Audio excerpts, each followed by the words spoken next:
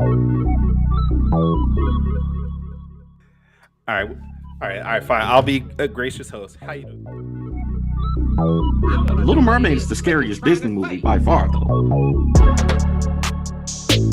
Why the hell is Ace Blade in your Kickstarter? Some comics. I'm getting controversial today. We're gonna get controversial today with my proudest moment is this interview and being able to talk to you two.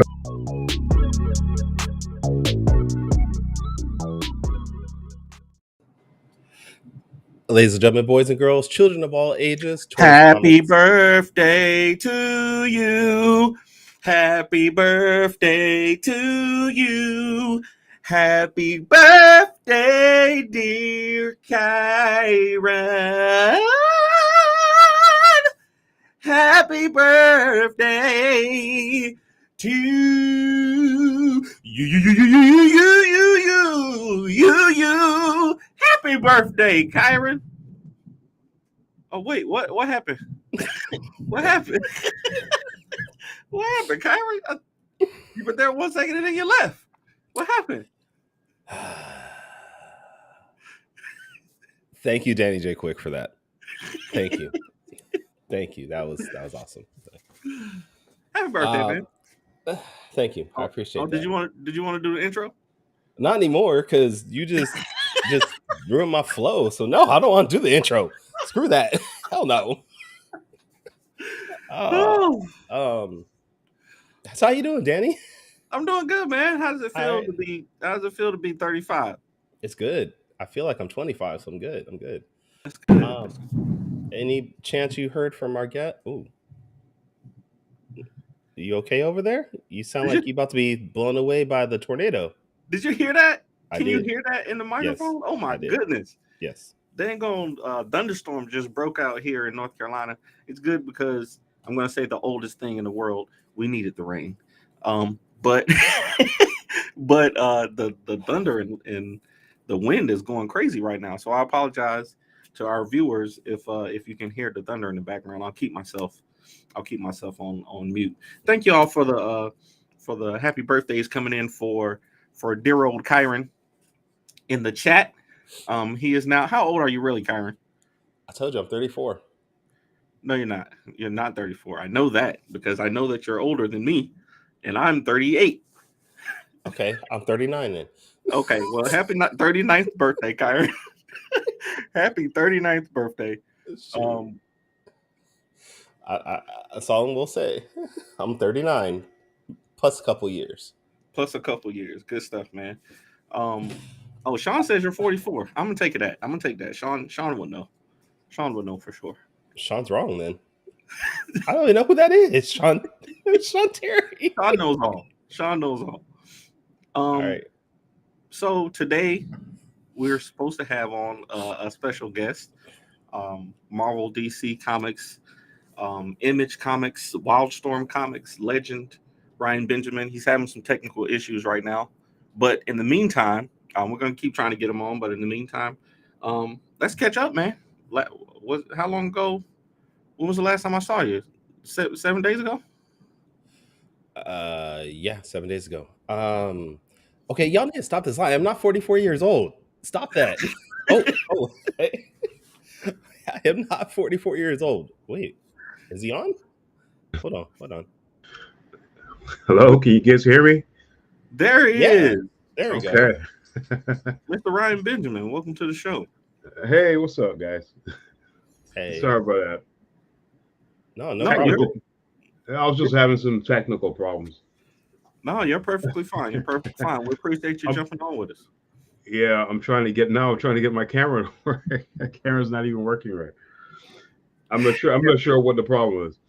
Technology, it's one of those things depending on the platform, depending on the permissions and all that stuff. So we're happy we can hear you, and this is perfect for us. Let me do a quick intro for anybody in our audience who just happens to not know your full history. Real quick, Mr. Ryan Benjamin is a professional artist who started his career in comics in 1994 with Image Comics, which later branched off to become Wildstorm Comics. He continues to work in the comic book industry with companies such as Marvel, DC Comics, Dark Horse, Acclaim, and Valiant. His works include top-selling comics like Brothers Bond, Wildcats, Grifter, X-Men, Star Wars, Spawn, and many, many more.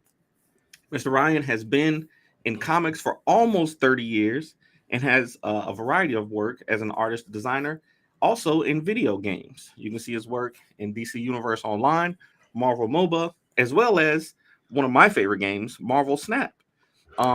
Welcome to the show, Mr. Ryan. We need to wait before we get into this. Okay, can we stop these lies of my birthday and how old I am today? I'm not 58. Y'all need to stop that. If you would tell people how old you are, they could stop lying. Until you know how the internet works, we're I'm gonna gonna tell you just I'm make up 34 and we're gonna leave it like that. But we know that's a lie, Kyrun. We can see the amount of gray in your beard. We know you're not 34.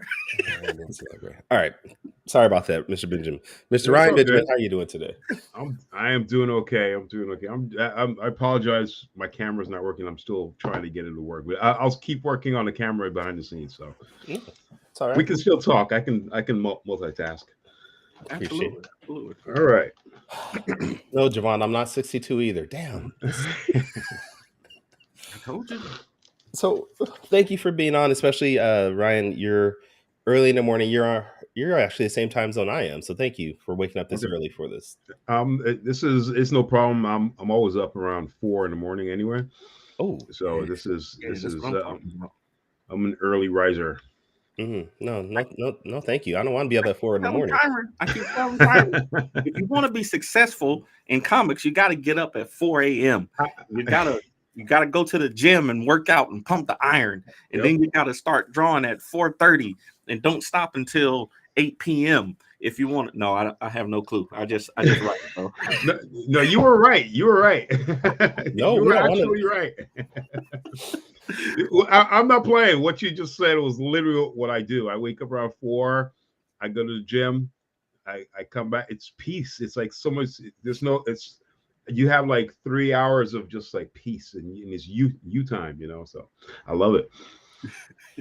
Actually, I know a good amount of people that wake up only to work out early in the morning because it is so quiet, and that may be why I'm fat. I just don't want to wake up that early. I had a whole time in my life when I was with the military for 12 years that I couldn't help but get up at 4:30 in the morning, and then as soon as I got out of the military, I said I'm never doing that again.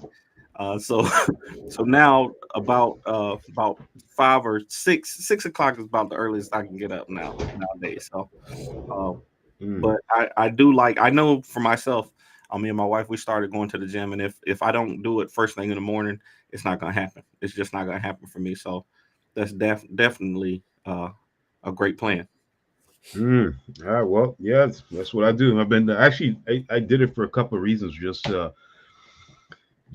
to change up my work routine, because when I was younger, I used to do the standard artist thing, which is you work till about 3-4 in the morning, and you go to sleep, and then you wake up at 7, and then you start your day all over again. And as I got older, I realized, okay, it's time for me to make that change. I need to look out for my health a little bit more. I need to get to sleep a little bit earlier. I need to get more hours of sleep, and I need a little bit more peace in my life. So I actually shifted gears around that, and just so that's basically what I do. Yeah, I think as I'm getting older, also the balance of sleep to work ratio has definitely balanced out more. I know Mr. Fishley in the comments, he was, before we even started, he was saying he hadn't slept all night. I'm sure he was up working, because Fish is one of the fastest pens in the West. Fishley was up all night because he was excited about Ryan being on our show. That's why. Yes, that just couldn't sleep. Too. So between the two, I definitely agree with you. It's best to get some sleep, and have your mind in the right place so that you can focus and get that work done. So yep, absolutely. So if you could you run us through? I know I did the dissertation. I've read the about page from your website. That's where I got all that information from. But just tell us about your start in comics with Image, and how you decided that you wanted to be in comics, and kind of how you got into comics. Yeah, so I started comics I've told the story about 300 times already. I don't mind saying it again.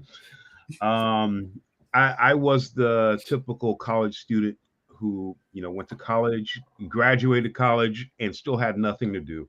Couldn't find a job, anything like that.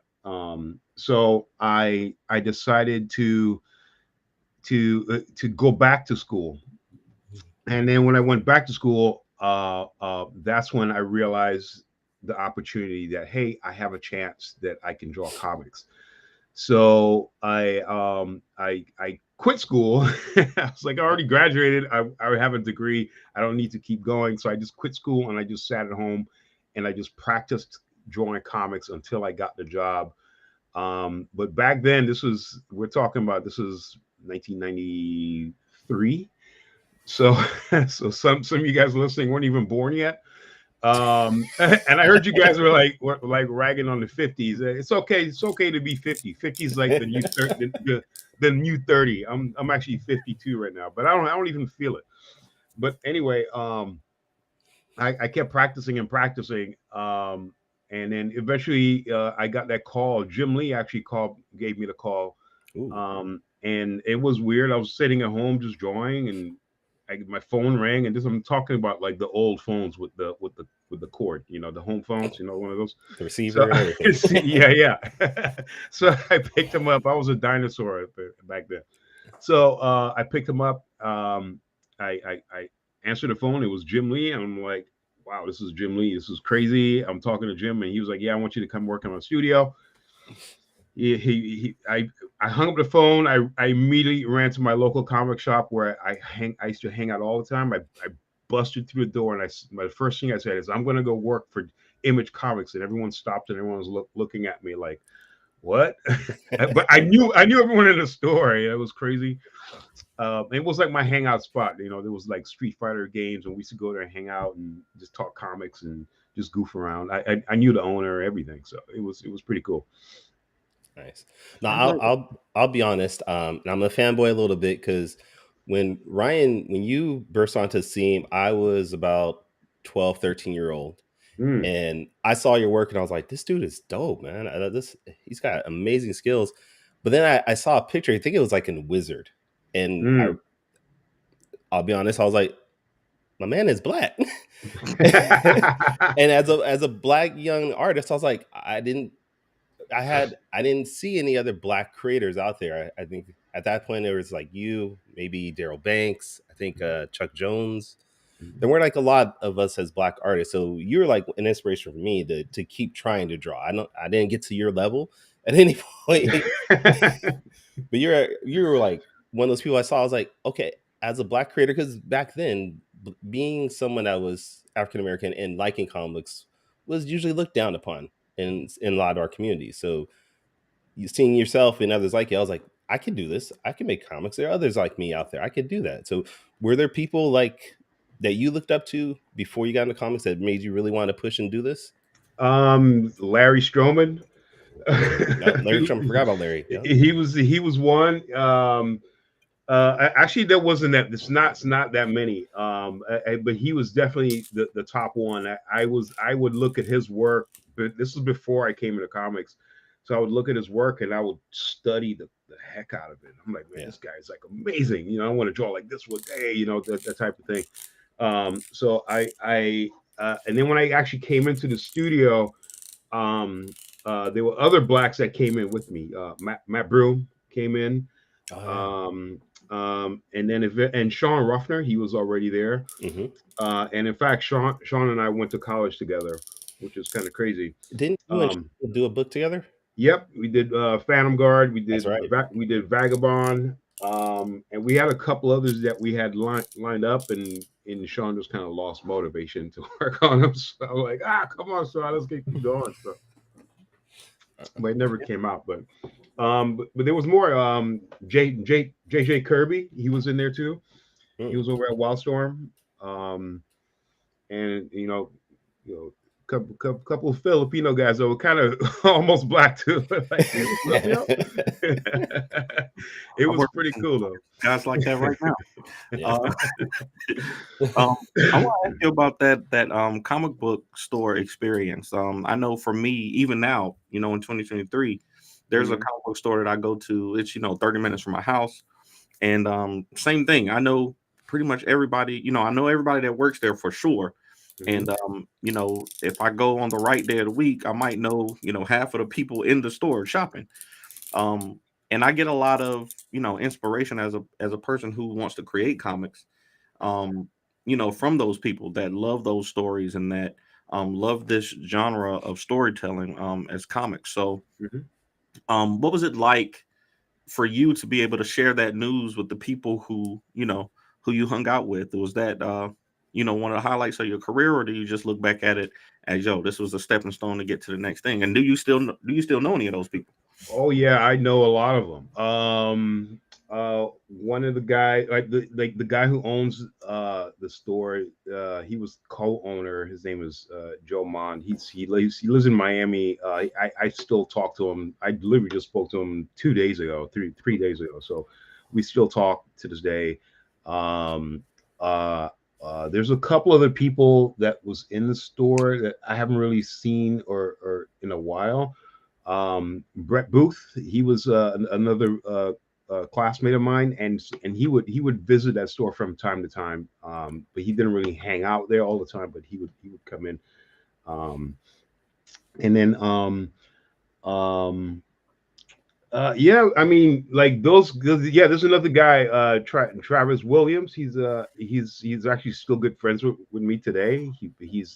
But he's big time now. He's not even in comics anymore. He's like into like video games now. He's over at Meta right now, and he's Okay. Wow. he's he's he's, he's one of the top directors over there.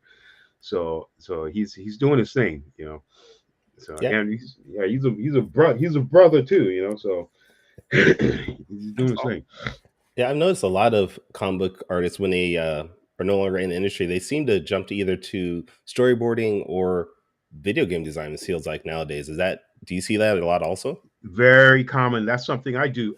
I still do to this day. I when I came in, I started. I feel like no, I know comic books is sort of like the medium of art. Because once you learn comics or once you tap into comics and you start going in that direction, you can pretty much branch off in any direction. You can go into video games, you can go into concept art, you can go wherever, in that direction. So it's kind of like the Muay Thai. Anybody who knows martial arts, it's kind of like the Muay Thai or like the MMA of uh of art, because Wow. basically once you have that ground base, you can incorporate other styles in there, especially like with Muay Thai. When I used to train, I would train, and then I would implement taekwondo. I would implement some kempo. I'd implement some jiu-jitsu, a little bit of everything in there. So it's kind of like that, like the medium. So once I came in, I started working and when I was working in comics, I started to I was introduced into the opportunity to do some concept art for a video game company.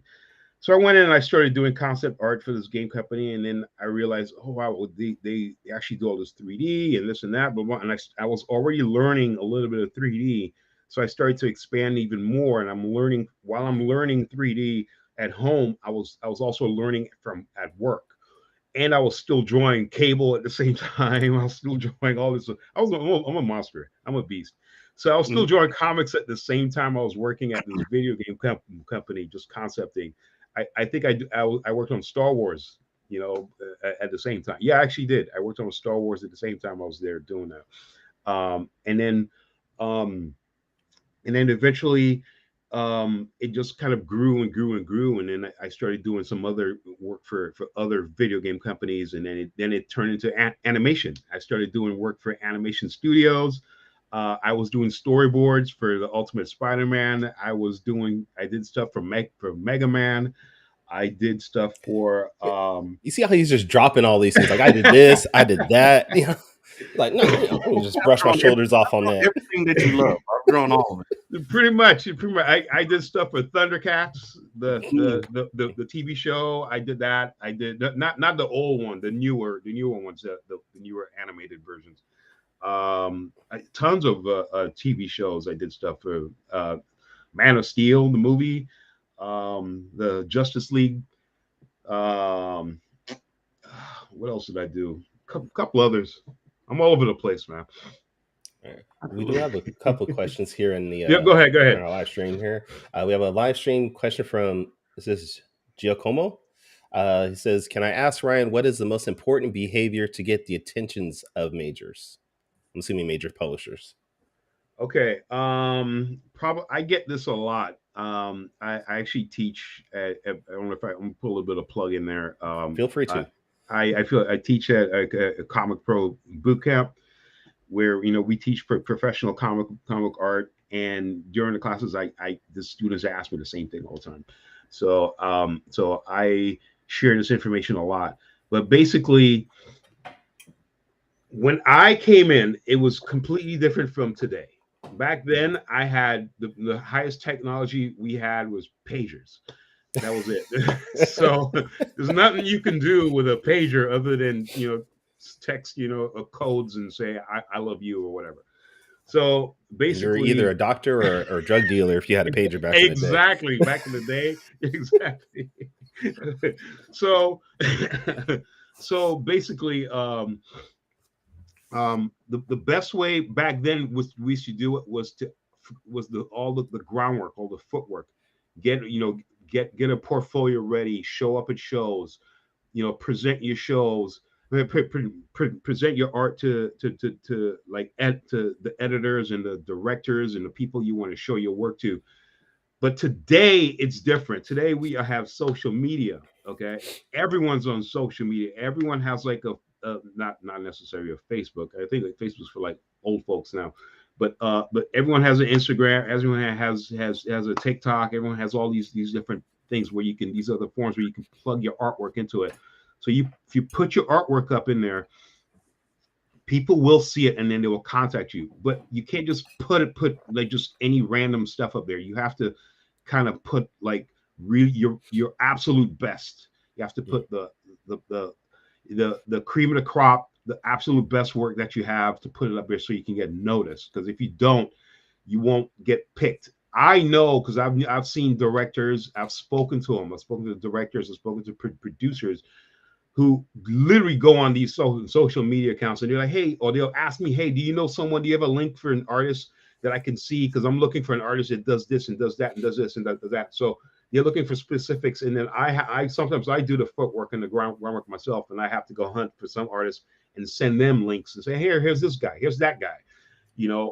Kevin Grievous, I don't know if you guys know him. Yes. He's absolutely he's a good friend of mine too. And Kevin has asked me multiple times, hey Ryan, you know any artists that does this and does that? I'm like, yeah, I got this guy over here that does blah, blah, blah, blah, and I'll send him links. So that's probably like the easiest way to do it. The other part of that game is still you still have to put in some groundwork into it. So what I recommend a lot of young students or young people out there to do, if they've never done it, is get a table at a Comic-Con. You get a table at a Comic-Con, you get multiple benefits out of it. You can sell materials, so you can earn a little profit right then and there, and you also get to show your work off in front of the audience. There's an audience of people who's walking past your table, and they're going to see your stuff. And in that audience are going to be directors, producers, writers, creators, people who are looking for an artist to do this and do that.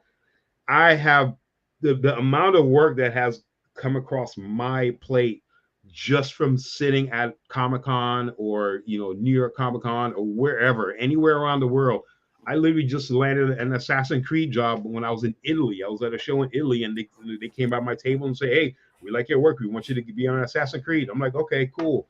That's how I got on the Ultimate Spider-Man. I was I was sitting at a show in Burbank, and I'm sitting there, and this guy walks by. He happens to be the top director, the top producer for this show, and he came in and he was like, "Hey, we're looking for an artist to do this and do this. I really like your work. I'm going to give you a call." We'll say, "Okay, great, thank you." Next, 3 months later, I'm working on the TV show. Wow. It's like that. That's how it happens. Okay, so you cannot neglect that side of the game. And some people who are scared, let me give you a really good example. I was at a show in Long Beach. I was at the Long Beach Comic Con years ago, and there was this girl sitting right next to me.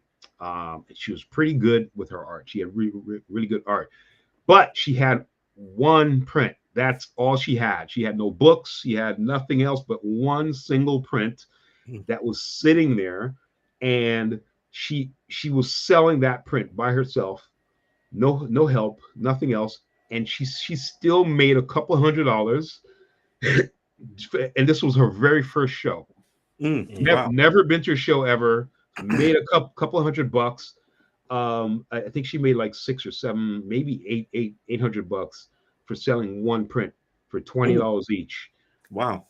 Okay, but it was pretty good. It was like a Star Wars chibi type of style, kind of art that was in there. And she still made her money. So at least she made her money. Maybe she had someone walk by and say, "I really like your art. Can you work on this? Can you work on that?" So it happens. I love it. Okay. I love it. I think today you're absolutely right. I use, even for us indies, Kyrun and I, we make comics, and I'm gonna look at a person's social media before anything. Anybody who reaches out to us, for me anyway, anybody who reaches out to me and says, "Hey, I want to do some art, or I'm looking for work or whatever," I'm gonna go straight to their social media, wherever they're contacting me on. If they contact me on Instagram, I'm gonna check out their Instagram page. So definitely got to have your best stuff up there, because you only get that first impression one time. So I will say though, I caught a live stream that you did. I want to say this was a couple of months ago, where it was you and Sanford Green. Y'all were talking to Kadeem Hardison. Oh yeah. I think Ken Lashley Yep. showed up there. Yeah. Wait, why didn't you show me this live stream? I wanted to be part of that. And you, I want to say, you were so fast with the art. I want to say y'all were doing a GoFundMe to help out somebody with some medical issues. Yes. You were taking requests right there on the spot. Yep. I remember I was watching the live stream, because I was watching it on my phone while I was driving, which I probably shouldn't have been doing. But while I was driving, and I was seeing what you were drawing, and I was like, "Yo, what is that? I can't even tell what it is." And then I went back to paying attention to the road, and when I looked back over, you had completed a whole piece of Moon Girl and Devil Dinosaur. Oh yeah. And I was like, "What? Like, how did he?" Like, I know I haven't been driving this long for him to have completed this whole piece. And I was just listening to the conversations that y'all was having, and was like, "Yo, how did he finish this? Like, inked? Like, I saw you with your Sharpie, just going with it." And it's just amazing, like the speed and accuracy that you have. And I wanted to ask, like, does that come with the experience? Like, I know you've been doing comics. I know you've been drawing for over 30 years. So does that just come with the repetition? Is it muscle memory? Is it, just knowing what you want to do? How do you develop that kind of focus and speed with your art? Confidence. So you have to develop confidence. The way how you get confident. I will give you the secrets right now. Okay. And then I'll blow your mind away in a minute. So the confidence comes from years and years of repetition of just basically doing it. Okay. So before I came into the comic book world, I was a fine artist. I did paintings, I did airbrushing, I did sculpting. That's where my head and heart was. So I had this attitude of just throw it on a page, or just throw it down and just see what comes out of it. That's where my mind was when I was in my young age, in my late teens, and when I was my early 20s, somewhere around there. Okay. So in time when I transitioned to comics, I started to bring a little bit of that young mind that I had, a young mentality I had, into my skills today. And after doing it for years and years and years and years and years, it got to the point where it is like muscle memory. You just kind of lay down this grid and you just kind of go. Then when I started doing live art demonstrations with Kim Jung Gi, I don't know if you guys know who he is. Yes, I do. Um, so Rest when I in peace. started, yes, yeah, rest in peace. That's my brother. So we when I started doing demonstrations with him, and I started, getting small time just to hang out and draw with him.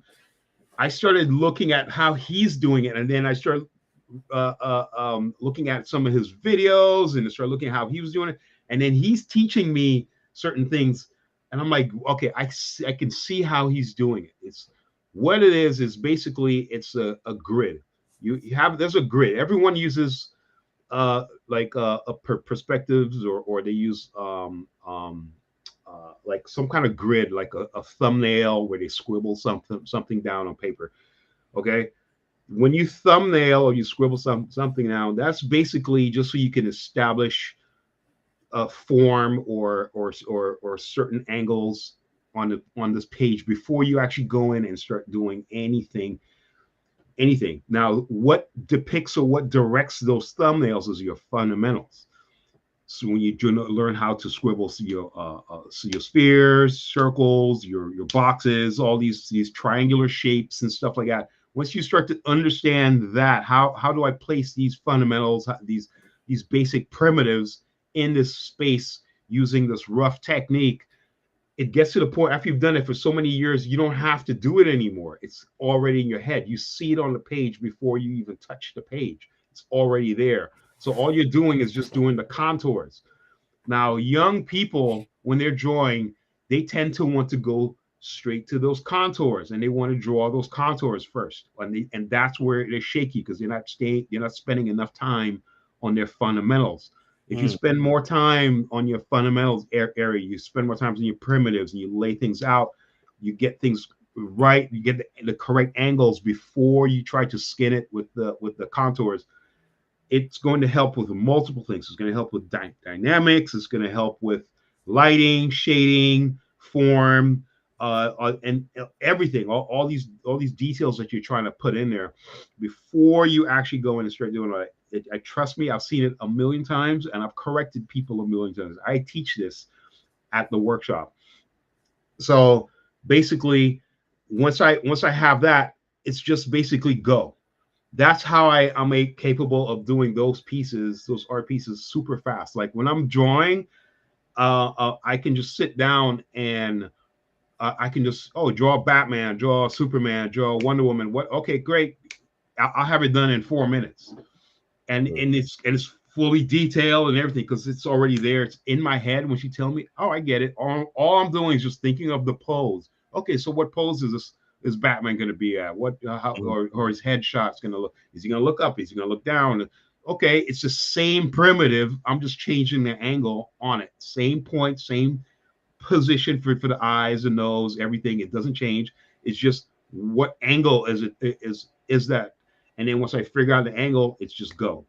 And then you apply lighting is another thing too. Once you apply lighting on top of it, it makes it a lot easier because now you apply the lighting, and the lighting, it takes like 50% of the work out of the way already. All you have to do is go in and add the detail. And then usually if you look at a lot of stuff what I'm doing, I'll come back with like white, a lot of white ink. So I'll come back right there on top of that with white, and the white ink actually just adds like highlights. It cleans up any messes I've made as I'm drawing, and it just creates this nice rough layer on top of it and makes it look really cool at the very end. So that's just basically my strategy. So here's where I'm going to blow your mind, right?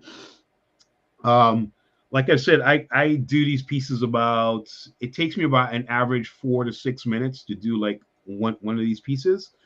And at a show when I was in Tokyo one time at a show. I think I did 122, I think, or something like that. Batman heads, right? Not Batman heads. They were just random characters. I had a line of people in front of me. They were asking me draw this, draw that. I did everything from Wonder Woman to Deadpool. You know, the Hulk. You name it. They were. Hey, draw me Thor. Got it. Thor was done in 6 minutes. What do you draw me? What do you want? You give me Hawkeye. Hawkeye was done in 6 minutes. It was like that. They really love Spider-Man over there. So I was drawing Spider-Man a lot. And Spider-Man's like the easiest. I could do that in like maybe 3 minutes. It's like super easy. That's amazing. I heard in that same stream, I want to say Kadeem asked you if you knew who Deathlock was, or he was asking somebody if they knew who Deathlock was, and I was like, don't you know who you talking to, Mr. Hardy? Don't you know who you talking to? But I didn't know that he was a big comic book fan like that. Oh yeah, Kadeem is a hard. He's more into Marvel than anything. Like you go to his house and he'll have like Marvel stuff all over the place. He'll have like those giant statues. He'll have them. He's a big time comic book nerd, man. He's like seriously like one of the biggest nerds you've ever seen. I can tell from the conversations that y'all was having. I mean, even though y'all were talking about a lot of things, but just his knowledge on like comic book stuff was. I was like, okay, I didn't know that. I didn't know that we had celebrities who love, the same kind of stuff we do. It's always awesome to hear. And he's older than me, and he still plays video games. Because that's wrong with video games. I didn't know wrong with like the game. I mean, that's our generation. That's what we grew up with. We grew up with the PlayStation 1 and all that stuff. So that's what we did. We played a lot of games back then. So absolutely, yeah. Well, I do want to talk about your Comic Pro Bootcamp because you were going over a lot of the things that I'm assuming are things that you would teach at your boot camp. What else can people maybe find if they sign up for it? And is it still virtual? Is it still what? Is it still virtual? Yeah, yes, it is. So we started off as an in-person workshop, but COVID shut that down quickly. And then we switched over to the virtual platform. So basically, you join the class, you get to learn from me, you learn from Will Portasio, you learn from Carlos Yanda and Alex Sinclair. So all four of us teach at Comic Pro Bootcamp. And we have a variety of classes. We teach everything from how to draw covers, how to work on your anatomy. We teach basics, intermediate and advanced students. We teach everything from lighting, rendering, storytelling, just putting it all together and getting your comics ready to a professional level. And we're still learning as we're going. So we're actually we're making small changes every single time. And because we have like internal meetings and we're expanding. We have assistants that's on there with us that help us out with a lot of stuff. But we're actually getting ready to get back into the in-person workshops. So at the end of this year, we're looking to get back into this. So we're gonna have it like we're gonna have the first in-person workshop probably in LA. And then and all you do is sign up. You show up at the workshop, and it's 3 days of you sitting for a long time. This is beyond college now. So the way how we do is we treat it as though like Marvel or DC hired you to produce a piece of work, and we're there to coach you as you're producing it. So you're getting it from people who actually work from these who actually works in the industry, who's worked with these studios, who's currently still work with these studios, and still do a lot of stuff. So all of us, all four of us, still work in comics. We still do a little bit of everything from, you name it, covers. Well, I think Will's just finished doing a run on X-Men. I think it was. Yeah, X-Men Legends. He did. Yeah. So we're gonna have to have Danny. We're gonna have to have Will on our show one day. I have this cool story about him. When I was actually cool enough to had a table right across the way from him at a comic convention. But we have a question here in the audience. What if I have literally no sorry, what if I have literally -0 drawing skills, like antimatter level drawing skills? Would I still be effective in this class, or sad and laugh worthy? -0. I've never seen that before. I think that's a personal critique. I don't think you have -0. This is all right. I'm gonna give you guys a little bit of this. I believe every single one of us on this planet, everyone. I don't care who you are. I don't care what industry you work in. I don't care where your background is, what country you're from. Every single one of us on this planet, we are all creative. We all have the that seed, that potential to be a great artist. We all have it. Okay. And this is how I try to explain it to people. Two ways. If you look at a baby, babies dance when you play music. Who taught that baby how to dance? That baby's expressing himself. That's a very, very, very basic form of creative expression. Just doing. No restrictions, no holding me back. Just go. Okay. That's a very, very basic form of it. When the kids dance, they play, and they laugh, and they sing. That's very, very basic. Okay. Here's another way. Here's a grown-up version of it. If you go to a store and you have some money in your pocket and you're gonna go buy yourself some new clothes, you buy yourself some new shoes, new pants, new shirt, new hat, new jacket, whatever. You put it together. You like, this is fresh. This is cool. I like it. You buy it. You walk out the store and you go home, right? And you wear this all day, all week. That right there is another basic form of creation, of being creative. You didn't design the jacket, but you saw the jacket and you decided that jacket goes great with that shirt, goes great with those pants, goes great with those shoes. You put it all together. That's the basic form of concepting. When you're concepting, when you're working at a studio and you have to concept a character, they're like, okay, we need a character, and in your mind there's a blank model.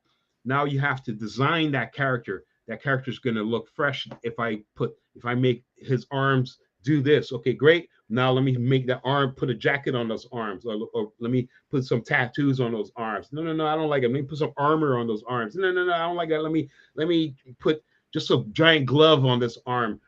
You're literally doing the same thing what you're doing at the store, but you're doing it slightly different. It's the same thing, okay? So we all have that creative seed inside of us. We just have to water it and nurture it and just take it to the next level. Okay. Some of us get distracted. Most of us, I would say, most of us get distracted. We have life, we have things we deal with, we have family, we have bills, we gotta eat, we gotta go travel on vacation. There's so much stuff that goes on that distracts us, and especially nowadays, the way how politics goes on today in the world. Politics distracts people like super crazy all the time, So this is, you have to find a way out of those distractions and get back to the art table. Stay focused on what you're trying to do.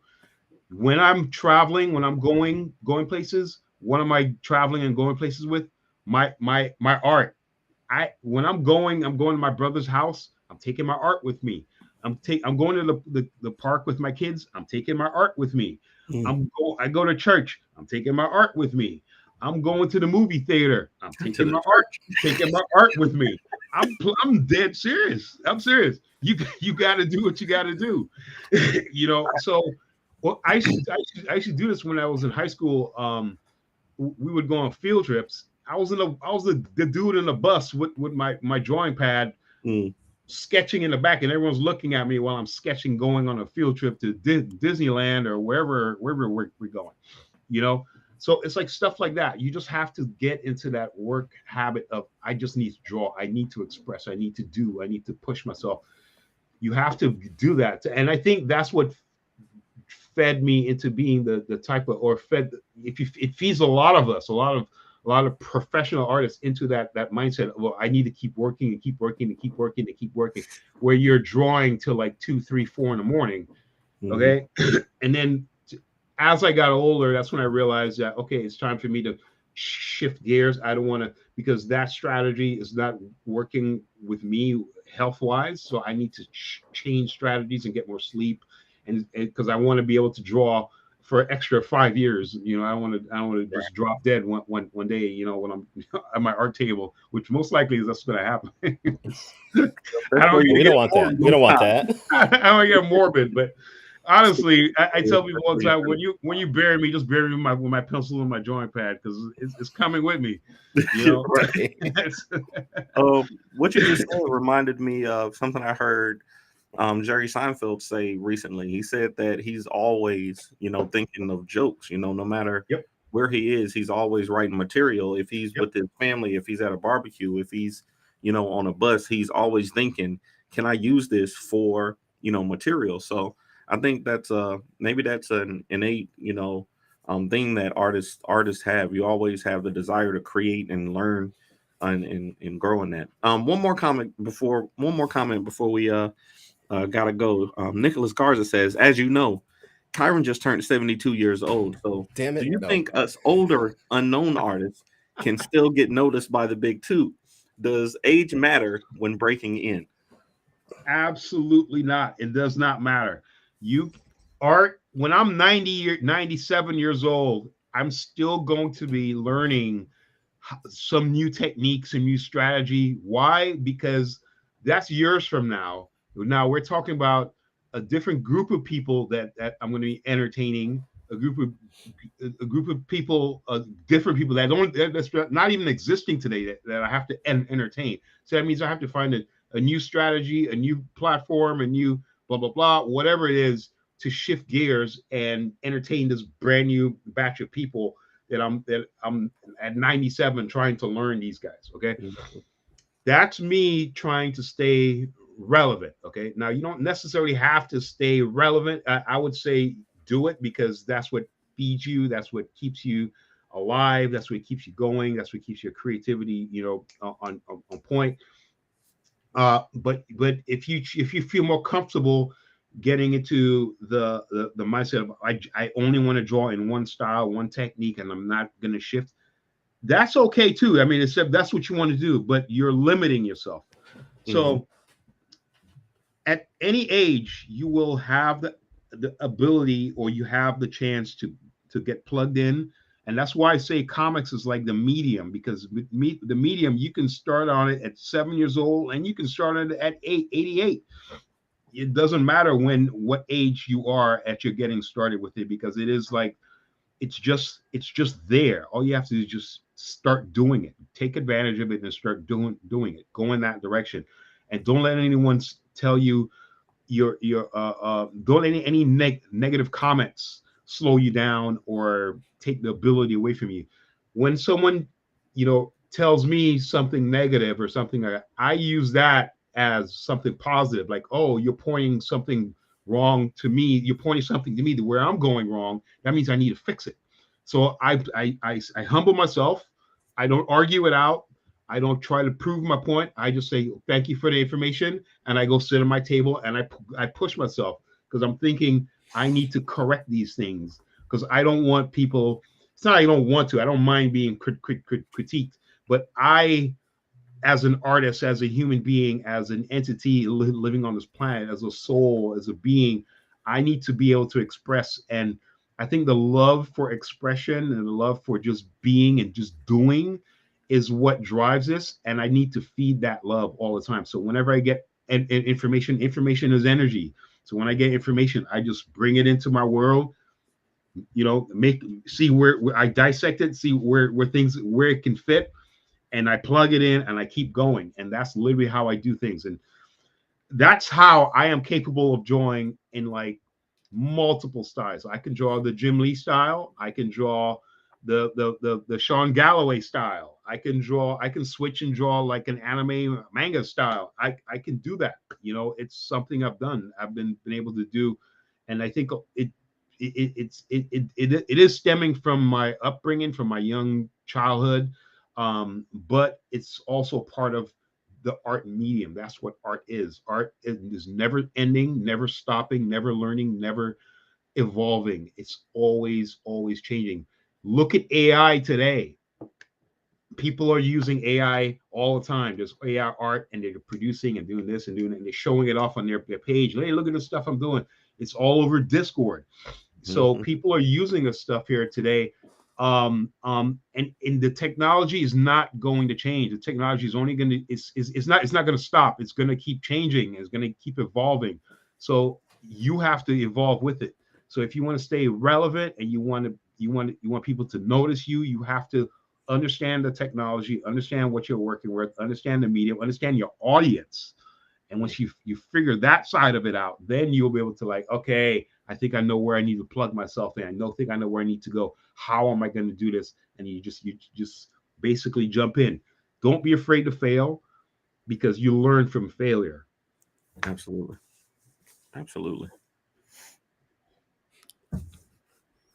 Kyrun, you ready for quick takes? Yeah. You want to prep him on what it is? Oh, okay. So, if you've never seen the show before, Quick Takes is a rapid fire. Quick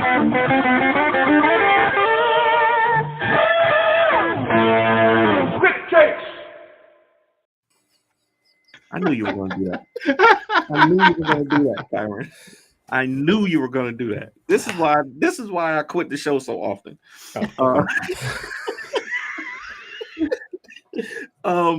Quick Takes is a rapid fire Q&A session with our guests, where we give you 45 seconds to answer 5 questions off the top of your head. I've been following you for a while, so there's just some stalking. You've been stalking him for a while. It's not stalking. It's stalking. Social media is free and it's open to the public, so it's not stalking. But just some quick questions for us to get to know you a little better. So, this first one, I'm just gonna go ahead and get it out of the way because it's one that I ask a lot of artists and creators. But I don't know when's the last time you went to a smaller show, but which one do you prefer, bigger cons or smaller shows, and why? Oh man, I have been to multiple small shows. Probably the last one I went to was one in Canada. It was pretty small. I mean, you walked in, there was probably 15 people, 15 artists, and then the audience was even smaller. And I'm getting ready to go to another show in June. I can't remember the name of them. I have to look on my agenda. But I honestly don't mind going to small shows, but I kind of prefer going to bigger shows because you get like you get to see a lot more people and you get bigger impact. Yep. Solid answer. I love it. Okay. Question number 2. So, I know we just talked about you love the process. Are we just going to walk around the fact that he's like, I just went to Canada and I just got invited to Canada, like nothing. Nothing. We already know three times. He's been flexing the whole show, and that's perfectly seriously fine. Love it. Question number 2. We talked about how you love learning new things, and I've seen you on with David Finch, and and we also talked about how you love teaching. But I want to know, if you can only do one for the rest of your life, would you want to continue learning, or would you want to take all the information you have and teach it to the next generation? Teach. Learning will never stop. No matter what I do, I can sit in the corner and do absolutely nothing. I'm still going to learn something. Teaching is, you have to put in the effort to do this, and I realize that I have a passion to teach. So this is something that I'm going to pursue, and I'm going to keep pursuing this for forever. So there's a lot of young, hungry people out there, and art never stops. And I'm going to learn as much as I can as I'm going, and I'm going to share it as much as I can. So is there any young students out there that want to join Comic Pro Bootcamp? That's what you want to do. There we go. I love it. Okay. This next question might get you in a little bit of trouble, but we're going to go for it anyway. Question number 3. Why are dogs better than cats? Okay. Hard-hitting questions. Yeah. Well, I am a dog person. Okay. I grew up with multiple dogs, probably close to 300 dogs. in Oh, wow. my lifetime, my early life, I grew up with. And it's all because of my dad. My dad just loves dogs. Never got cats. Just never grew up with them. The last cat I had. Oh man, should I tell the story? It was all right. Got 10 seconds. I scared the cat because it was eating my tuna fish sandwich, and then it never came back home, and that was the last cat I ever seen in my life. Oh. So dogs are like family. Cats, they're not even worth feeding. Okay. I was a teenager. I was like 15 at the time. You know, I was just like, you're eating my tuna sandwich. Like, get away. Oh, that's the best. Okay. Question number 4. If you could go back in time and talk to younger Ryan, what one tip would you give younger Ryan? Okay, so the one tip I would give myself is okay, so knowing myself and seeing where the shakiness where I'm at, I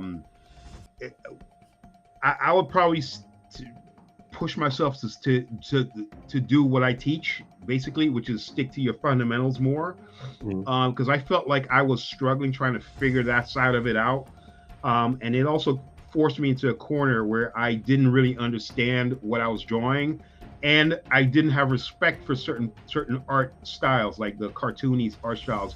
Once I started to learn the cartoony styles, that's what made me think fundamentals. I got to stick to my fundamentals.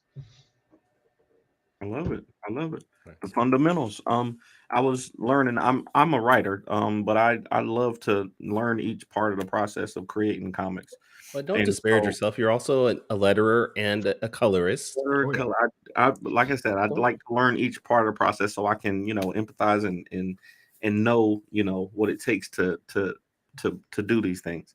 But Wally McNair, he was teaching me, on a weekly show for a while, and that's one of the things that he pushed is, sticking to your fundamentals. So absolutely. Last question. It's a hard one. So yeah. I was watching that. I remember watching that live show, and y'all were talking about top 10 rappers, and I heard everybody else's list, but I didn't hear yours. So I want to know your top 5 rappers. No particular order, but your top 5 rappers of all time. Oh man. Okay, 45 seconds. Okay, on the clock. Man, Most Def, Talib, because they go together. Okay. Common. Okay. Buster. Buster. I kind of want to put Dre in there, but Dre doesn't really rap. He's like more a producer. Now Daisy. Man, how long do I have? 10 seconds. 10 seconds. Yeah, one more. Oh man. I can't want to say Eminem, but I'll take it. I'll take it. No, he's in there. All right. There's a couple more. I caught in there. Rockham, Eric B. No. Time's up. You can't add anymore. Come on now. Oh man. Yeah. All right. Well, I guess that's it. I think there's one more too. I just what's his name? It's been a while since he got those pretty eyes too. Jay-Z? No, not Jay-Z. Well, Jay-Z's dope, but not Jay-Z. I'm talking about like this was mid '90s when he was hot. What is his name? I'm a '90s type of rapper. That's where my heart and soul was born, and that's where rap left me. Was like the early 2000s. Did I miss anything? Any mention of like a Biggie or Tupac or? Biggie's dope, Tupac's dope, but I think the beef between them kind of threw me off from rap a little bit, But Biggie was like on point, man. He's definitely there. All right. Well, that was Danny's Quick Takes. I don't know if are we sponsored this week for your Quick Takes, Danny? This week sponsored by Flawed from Image Comics. Are we really? Because great. No, we're not. Not really, but I've been reading it and I like it a lot. So, All right. All right, well, Ryan, we have a couple of audience questions here. First one here is from our TikTok audience. He says, is this Chandar Chandar Will. Wilson says, Ryan, any plans for a Vanguard or Phantom Guard reboot? Man, that's one of the things I mentioned earlier. I've been trying to get Sean to let's launch it, but I think it's pretty much dead. The reason why is because we don't own the IP anymore. It was sucked into the DC world and is sitting in a DC vault. Oh, was that part of the somewhere. whole Wildstorm Yeah. buyout? Oh, yeah. So we don't own the IP for that anymore. So okay. I was talking to him about it, and the only way to do that is basically if there's an audience for it. If there's an audience, if like people are like crying out for it, that would create like the drive to get that thing going. But we just haven't had it. So All right, one last audience question from Morgan Iverson. Why is Duke better than UNC? Oh my God. It's not. Can you delete Morgan from the comments? I cannot delete Morgan. That's your best friend. I'm not going to delete him from the comments. Not making comments like that. I don't claim him. I don't claim him. Oh okay. Man, I'm mum on that one. Mum's word. Okay. All right. Well, I think that's the last one that we have. But this has been fun, Ryan. This is our time for you, though, to do any type of plug. So if you want to maybe talk about where people can look at your work or reach out to you on social media, this is the best time to do that. So if you want to go ahead and do that, feel free to. All right. So the absolute best way to reach me on social media is through Instagram. Just DM me through Instagram. My handle is @RyanBNJMN. You can reach me there. I also have that same handle is basically for all my social medias, which I do have a Facebook, but I'm never on there. You can also reach me through LinkedIn. You can reach me through a whole bunch of other stuff. I can concur on that because I messaged him through Facebook a bunch and he didn't reply, but Instagram was like instantaneous. Instantly, exactly. If you reach out to me on Facebook, just get ready to get a message in 6 months because I'm never on there. I'm never on Facebook. But I don't know why it's still there, just active. But basically, I recently started Whatnot profile. So I have that coming. I'm going to be doing some live Whatnot art demonstrations and auctions and stuff like that. So I'm going to be selling a lot of pages on there, a lot of original Batman, original. Oh, wow. Whatever covers I have, a lot of commissions and stuff like that, just like pieces that I've been working on. So I'm going to be selling a lot of stuff there. So follow me on Whatnot, and you will get a hold of me there also. Stuff I'm working on right now that I can talk about. So some of them I can't, some of them I can. So Stanley Genesis is one of them. So I'm working on that. That's a board game that I'm working with Power Entertainment and Rocket Ship Entertainment to produce this game. We're getting ready to launch the Kickstarter for it this summer. There's 200 brand new characters that no one has ever seen before. I designed all 200 of them. I did the visuals for all 200 of them, and so he did all 200 while he was at church. My understanding is, and I created some of them. But this project started off with Stan Lee. So Stan Lee actually, this was one of his brainchilds that he was working with Tom Akel, and Stan passed. He never had a chance to finish working on it, but it was his take on like what if he had to redesign the Marvel universe, kind of like that direction, and he never finished it off. So his co-creator partnered with me, and we put our heads together and we finished it off for him. So the board game is going to be coming out. Was the launch of the Kickstarter for that soon. So you can follow me there, and you'll see a lot of my announcements for that.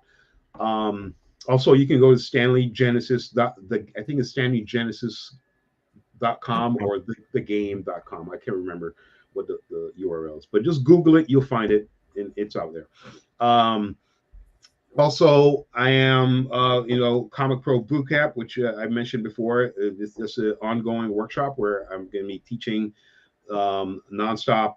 Well, nonstop. We do take breaks, but we are going to be teaching comics there. So if you want to learn how to draw professional comics from me, Will Sportasio, Carlos Ganda, and Alex St. Clair, we teach everything from pencils, inking, coloring, layouts, everything.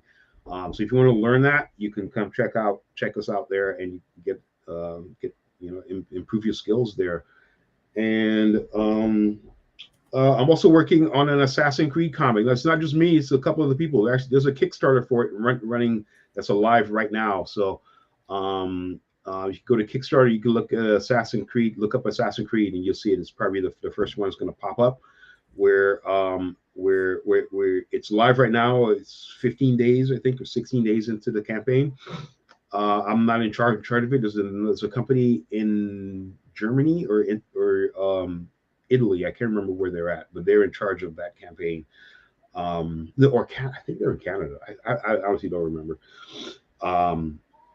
But they're there, and they're going to be so if you want to back it, I'm not the only artist. There's multiple artists on it. I'm only doing a short story that's in there, so I'm doing everything from pencils, inks, and the colors. So you get to see 100% of me on this one here. So you guys can go check that one out too, and help support that campaign.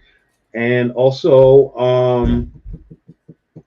what else am I doing? I'm working on right now. There's others I'm working on. I'm still planning to finish off the Brothers Bond series, which I'm still working on that. And there's a couple other new projects that I'm working on that I can't really talk about yet. That's coming. So I mean, you could talk about them if you want. So feel free to drop anything. I can, but I can't. I don't want to spill the beans too early yet. No problem. Next time. Next time. All right. Well, Danny, where can people find your work? First of all, I want to thank you for coming, Mr. Benjamin. Lednito on TikTok says he's a huge fan of yours, and he wants to sign up for your boot camp. So shout out to Lednito. You can find me at the Ace Blade on all social media platforms, and our website, fourthwallpros.com. Kyrun, where can people find you? You can find me at tauruscomics.com, and you can also find me on Instagram, Twitter, Facebook, Tumblr, TikTok also. How you doing, TikTok? At Taurus Comics. And if this is your first time checking out our podcast, you can go to our website, fourtailspodcast.com, check out all our past episodes, and see who's coming up. Like next week, we're going to have Dinesh Shamdasani from Bad Idea Comics. He's going to be on the line talking about the publishing side of comic books and how that started. But this has been fun, and I'm going to sign off. So if you don't, all right, Morgan wants you to plug our Kickstarter, so please plug that real quick. I don't want to get beat up by Morgan, so we don't want to get beat up. So yes, we do have Battle of the Black Rose and Harlem's Renaissance, the double feature Kickstarter coming, hopefully May 5th, drawn by the illustrious Kyrun Silva, Battle of the Black Roses, and this way.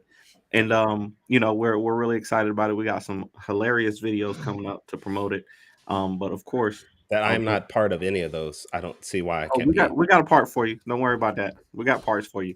But I'll drop the link in the comments, and we appreciate y'all for sure. All right. So everybody, thank you. Sayonara, goodbye, and please take care of yourselves. Thank you.